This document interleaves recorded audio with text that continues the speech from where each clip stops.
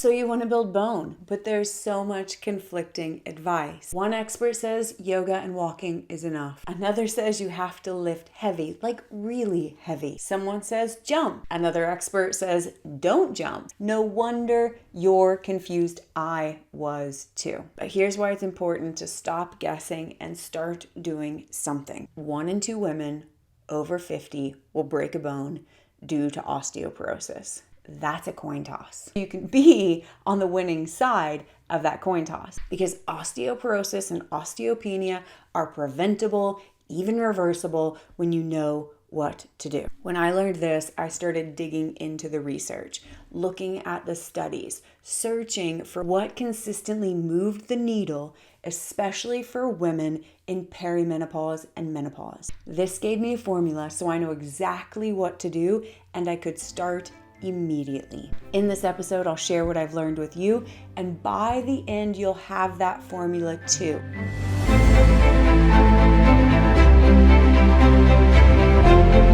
Bone loss is a little bit scary, and you might be wondering, why is this happening? You didn't do anything wrong.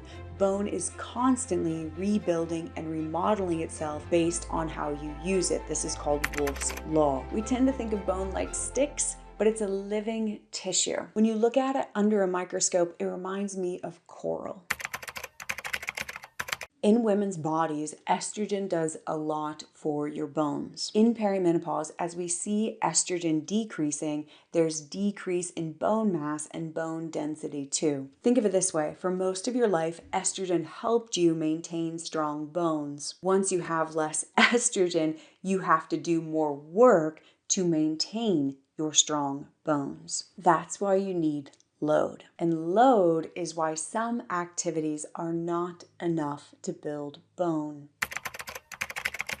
For example, walking, hiking, yoga, Pilates are not enough to build bone over time and if they're the only thing you're doing. Why? With yoga, walking, and Pilates, you're using your own body weight. And over time, that will not send the signal to your bones that they need to grow. Your bones need to be challenged in order to grow.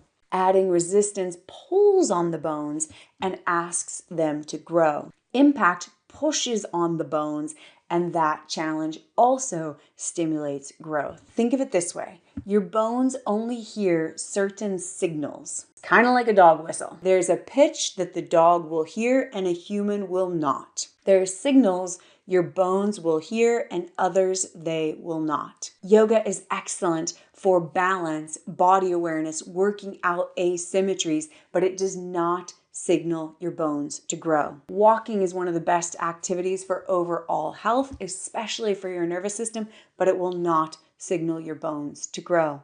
To signal your bones to grow, you need to add load. And this can be done on your yoga mat. For an example of that, try build bone density in 15 minutes. The link will be in the description below. I did not like the fact that I needed to add load to build better bone. So I started asking a lot of questions. Most of the experts will say you need to lift and you need to lift heavy. But what they don't tell you is that you need to do it consistently over a long period of time. I started digging into the research and published studies, everything from yoga to osteoporosis to protocols like OsteoSize to machine-based programs like OsteoStrong and the studies that point to lifting heavy and impact training creating better results. Here's what shows up across all of those studies. The studies where participants were lifting heavier did show better results for building bone density, improving bone mass in the lumbar spine, the low back, and the hips and pelvis. In all of these studies, the participants were doing the activity multiple times a week, a minimum of 2 times a week, but the gold standard is really 3 to 4 times a week. And the benefits showed up over a relatively long timeline. The minimum amount of time in these studies was 8 months. Most of them were closer to a year. Some studies asked participants to commit to at least 2 years of practice. Here's what I encourage you to take away from this. Yes, lifting heavy does yield better results, but only if you can do it several times a week and maintain that over a long period of time. So the question is not what to do, but what can I do? What am I willing to do? What do I enjoy enough to do 3 to 4 times a week for many years? This is how you reduce the likelihood of falls and fractures. Now let's talk a little bit about lifting heavy, because this was very intimidating for me. And I also had the question, how heavy is heavy enough to help with my bone density? And as I started digging into the studies, something interesting popped up. Even in those gold standard studies that everyone's pointing to for lifting heavy, the participants started with body weight and built up over a long period of time until they were lifting heavy. And for each participant, heavy was relative, only to the degree they could maintain good form. Here's a scale for how to measure heavy. If you can only do 3 to 5 reps, that's heavy, heavy-ish. If you can do 8 to 12, medium, moderate. If you can do more than 15, it's considered low weight and more like cardio. 8 to 12 is what you're often encouraged to do because it's where most people feel comfortable and it's more enjoyable. So you get that consistency over a long period of time,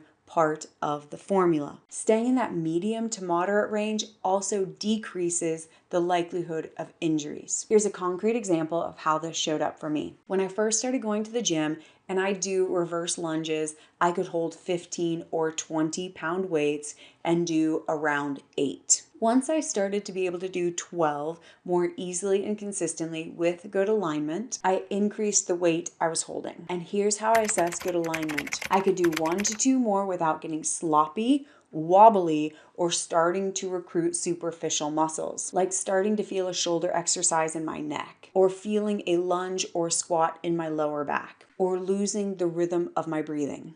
So adding load does not have to be scary. Lifting heavy is subjective. It depends on where you are and will change over time. Progressive load is just that, progressive. I started on my yoga mat with resistance bands, and then I added hand weights. At first, they were 5 pound weights because I needed stability and confidence before I lifted anything heavier. As I became more comfortable, I could increase the load. This is exactly what's done in the studies where people are lifting heavy and seeing significant increase in bone mass and bone density. But you've got to start where you are so you can do it consistently and maintain progress over a long period of time. And that is the formula. Load plus consistency multiplied by time equals bone. If you want a safe, osteoporosis-friendly practice, you can start today with build bone density in 15 minutes. This routine focuses on your hips and your lower back. It is safe for osteoporosis and osteopenia. There's no flexing, no forward bending, and no aggressive twisting. You'll have options and instructions to create the amount of load that is right for you right now. And you'll get a bridge pose that is my go-to for feeling safe and secure in my low back and hips. As you move forward, remember the formula. Load plus consistency multiplied by time equals bone. Yes, you need to add load, but only so much that you can continue to show up to do what you're doing consistently over a long period of time. And this may sound silly. I have to remind myself of that formula almost every week because I'm often tempted to push it farther, to try harder, because that is the culture we live in. When I remember this is a long game, I'm much more compassionate, but I'm also more clear on what I'm doing and why. And that makes all the difference with my consistency. Thanks for watching. If you made it this far, hit the like button. It really helps the channel. If you have questions, drop them in the comments below. I will answer every one. If you want my insight on where you're at, where you want to go, and how to get started, schedule a clarity call. There's a link in the description below.